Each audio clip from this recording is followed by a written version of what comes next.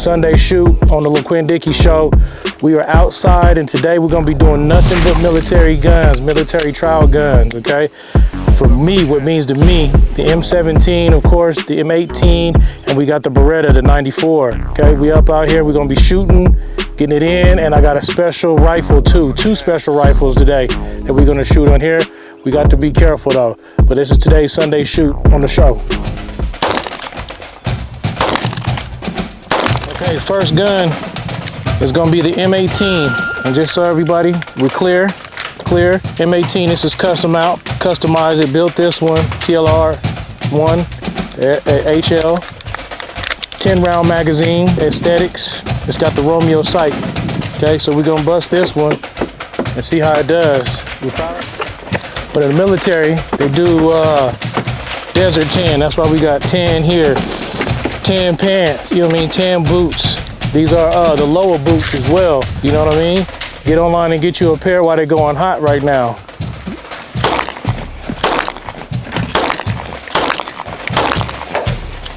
You hear that motherfucker whistle? Mm-hmm. 10 round magazine.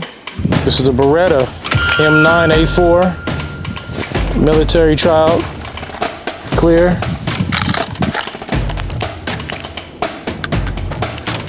I'll do this right here.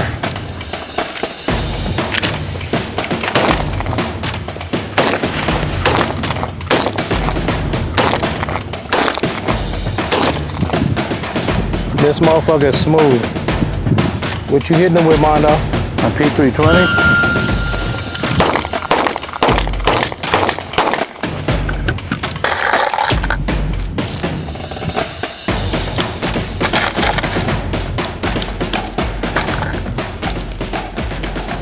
See, look at that, 10. Remember, I got the original one. Here.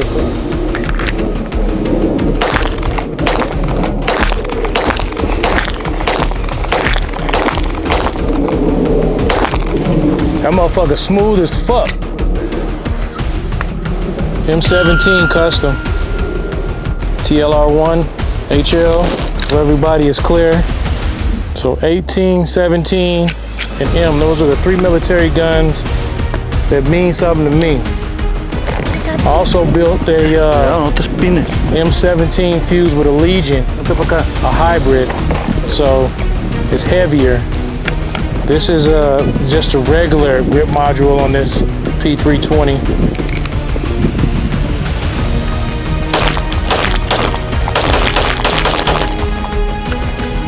That one went smoother. You think so? Yeah. 308 battle rifle. I can't afford a SCAR because I'm cheap, so I built this one to shoot like a SCAR.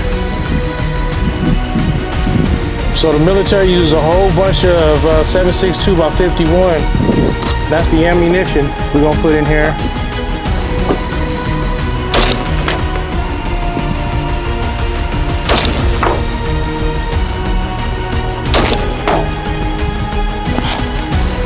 Clear. The Vortex AMG is the shit with the magnifier. Y'all seen them on like 4 of my setups. So that's the only thing that I'll do is the Vortex. People like EO Tech and shit like that, that's cool, but that's the only one I'll do for battle. Straight up AMG, and it's the shit. So this is a 16-inch AR-15. This is built out Geisley handrail, M4E1 arrow, upper and lower, that's to match it. May I handle from Magpul magazine, and the Vortex red dot. That's what I do. But it's built beautifully. Phase 5 bad lever, it's all clear, steel. Yeah, this is an armament trigger in here that I put in here. I think I built this thing like 4 or 5 years ago. But yeah, this is a beautiful rifle. I just did it for all aesthetics and shit, but it performs real well, breathes, the whole 9. Like I said, beautiful rifle, and it matches when you want to put it with the ensemble and shit. So yeah, AR-15, the almighty, of course.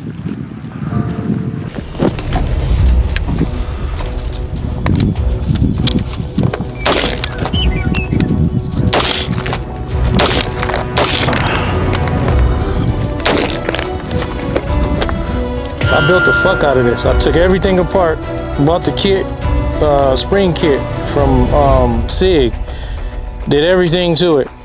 It's smooth. This motherfucker wound up being one of my favorite guns on a single stack.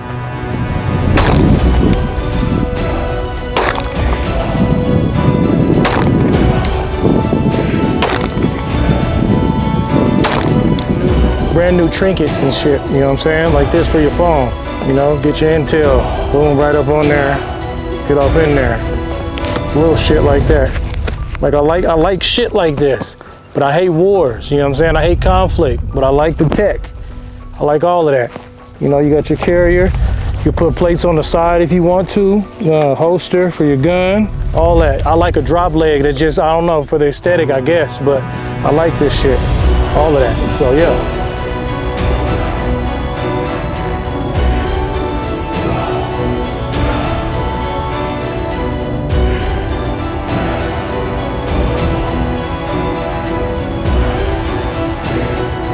This Leupold sight is all that and a bag of fucking chips.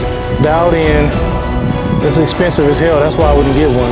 Yeah, these things are like 2,500 bucks. Yep, you got the light on there, the Crimson Trace. He's got a bipod on there. So if you know what I mean, if the shit ever hit the fan, this is his go-to, you know?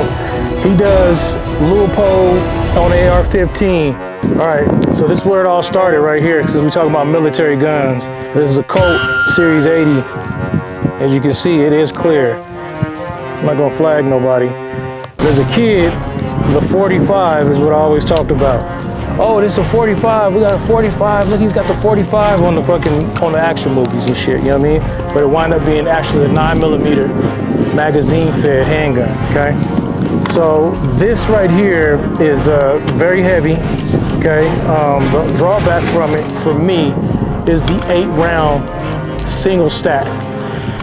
I don't like that at all, and that's why I don't have 1911s. But the closest that I got to a 1911 is that P220, and it wind up being, for a single stack, one of my favorite handguns. So you'll see the old style, no railing, anything like that, but dead accurate, versus the new style.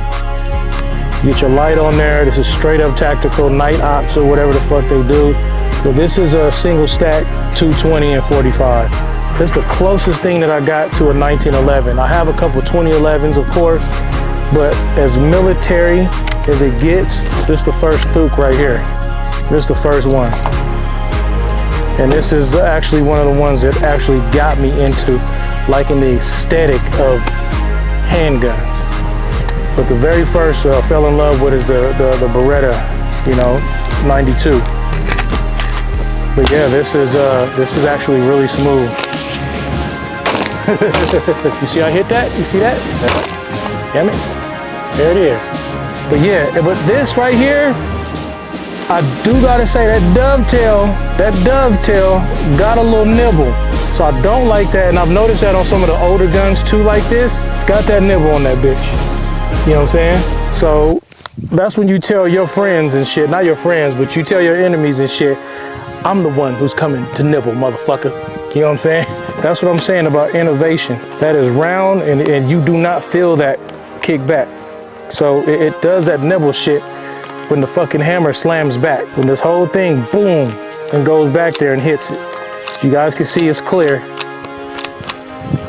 But yeah.